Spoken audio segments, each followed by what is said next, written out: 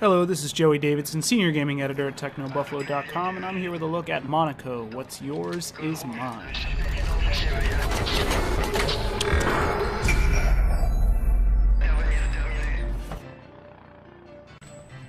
Alright, Monaco, What's Yours is Mine was made by Pocket Watch Games and published by Majesco.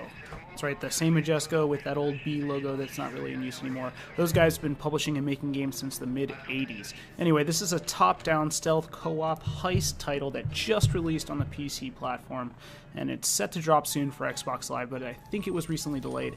It's won some really big indie game awards leading up to its release, and it has since pulled in a lot of positive critical acclaim. Anyways, I know we just got started, but I am going to step away for a second so that you can listen to the soundtrack behind the game. The piano music you're hearing was actually composed by Austin Wintory, the same guy that composed the Grammy Award-winning soundtrack for the PlayStation 3 exclusive known as Journey. Anyways, check that out real quick.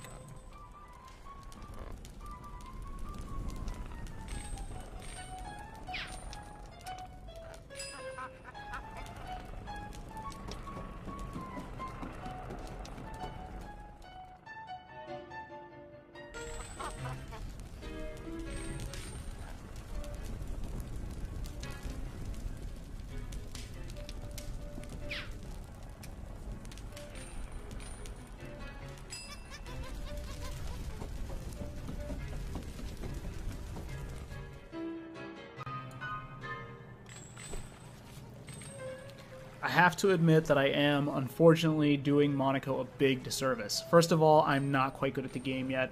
I think I recorded this with around an hour of playtime to my credit, so I haven't quite mastered the game's mechanics. But the bigger disservice is the fact that I'm playing this game offline by myself. I did this in order to avoid a drop match, or maybe finding a user who's going to scream profanities at me the entire time I recorded the gameplay. The community so far has been awesome, but this is the internet and people are crazy, so I figured it'd be best not to risk piling on with someone else. So let me set something completely straight. Monaco is best played with friends. It's got both local and online co-op, so make sure you friend up or find some internet randoms to get going with this game. It's so much better when you're playing with other people. And with Monaco, you start by selecting a character class. So for this video, I went with the Pickpocket, and a bit later the Lookout. Every class has special attributes. The Pickpocket, for instance, has a little monkey buddy who you can see right now running around and collecting nearby coins so that I don't risk getting caught or hurt or, whatever, setting off alarms.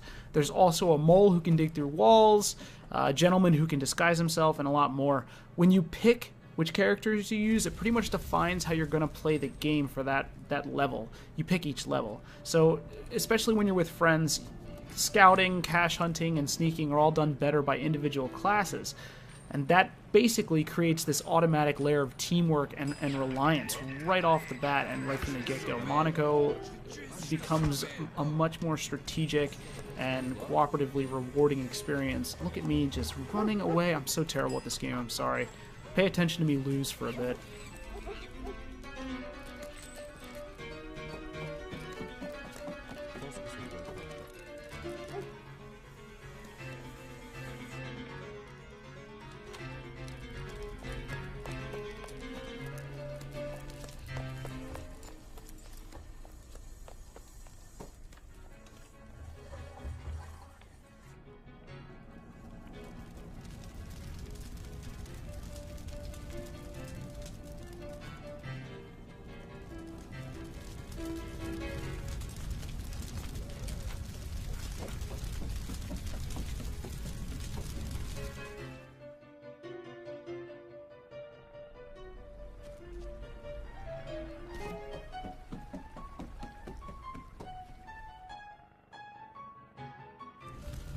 Alright, spoiler alert, I am going to die here pretty soon.